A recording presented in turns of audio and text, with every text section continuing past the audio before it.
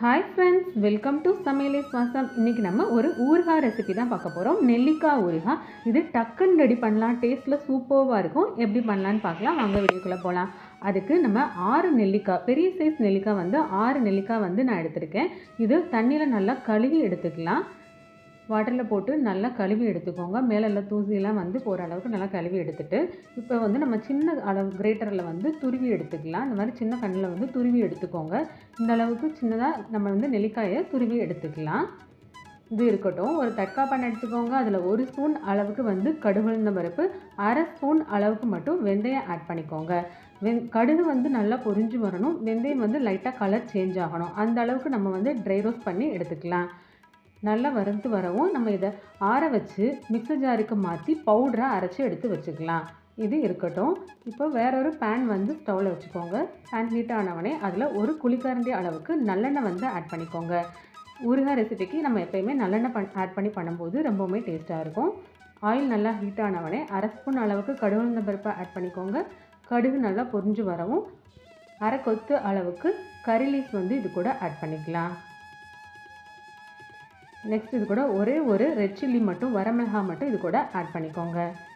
நல்லா பொரிஞ்சு வரவும் நம்ம துருவி வச்சுருக்கிற நெல்லிக்காவை வந்து இது கூட ஆட் பண்ணிக்கலாம். நெல்லிக்காவோட ஈரப்பதம் லைட்டாக மாறுற அளவுக்கு ஒரு 5 மினிட்ஸ் நல்லாவே நம்ம இதை வதக்கி கொடுத்துப்போம்.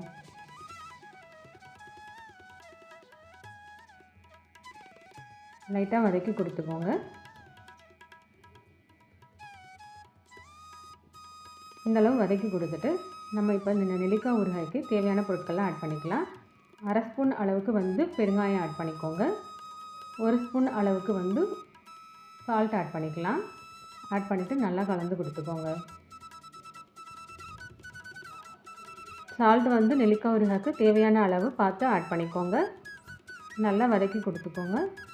இப்போ நம்ம இதுக்கு காரத்துக்கு வந்து 1 ஸ்பூன் அளவுக்கு வந்து சில்லி பவுடர் வந்து ஆட் பண்ணிக்கலாம். காஷ்மீரி மிளகாய் பொடி ஆட் பண்ணிங்கன்னா இன்னும் நல்லா கூடுதலாக கலர் கிடைக்கும். நான் இப்போ வந்து வீட்டில் அரைச்ச சில்லி பவுடர் ஆட் பண்ணிக்கிறேன். நெக்ஸ்ட் நம்ம அரைச்சி வச்சுருந்த கடுகு வெந்தய பொடியை வந்து இது கூட ஆட் பண்ணிக்கலாம். ஆட் பண்ணிவிட்டு நல்லா கலந்து கொடுத்துக்கோங்க. நம்ம ஆல்ரெடி வந்து 1 குழிக்கரண்டி அளவு நல்லெண்ணெய் வந்து ஆட் பண்ணியிருக்கோம். இப்போ நம்ம இதை நல்லா கலரி கொடுத்துட்டு இன்னும் 1 குழிக்கரண்டி, மொத்தம் 2 குழிக்கரண்டி அளவு நல்லெண்ணெய் வந்து இந்த ஊறுகாய்க்கு வந்து தேவைப்படும். கலரி கொடுத்துட்டு எக்ஸ்ட்ராவாக வந்து நம்ம நல்லெண்ணெய் வந்து ஆட் பண்ணிக்கலாம்.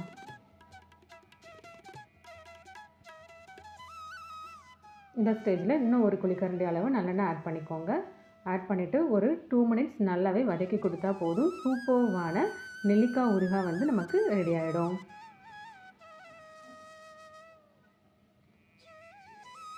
பாருங்கள், நல்லா வதக்கி கொடுத்தாச்சு. இந்த டேஸ்ட் வந்து சூப்பராக இருக்கும். பாருங்கள், ஆயிலெலாம் நல்லா பிரிஞ்சு வந்துருச்சு. இப்போ நம்ம வந்து ஸ்டவ்வை ஆஃப் பண்ணி வச்சிடலாம்.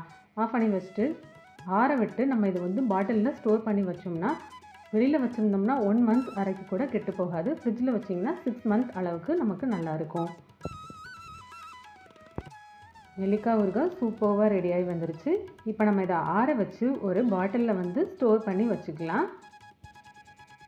ரொம்பவுமே டேஸ்டியாக இருக்கும். இது நம்ம லஞ்சுக்கு கூட கொடுத்து விடலாம். தயிர் சாதம், சாம்பார் சாதத்துக்கு இது ரெடி பண்ணி கொடுத்து வச்சுக்கிட்டிங்கன்னா ரொம்பவுமே டேஸ்டியாக இருக்கும். கண்டிப்பாக நீங்கள் வீட்டில் இதை ட்ரை பண்ணி பாருங்கள். இந்த ரெசிபி உங்களுக்கு பிடிச்சிருந்துச்சுன்னா மறக்காமல் நம்ம சேனலை லைக் அண்ட் சப்ஸ்கிரைப் பண்ணிக்கோங்க. Thank you friends.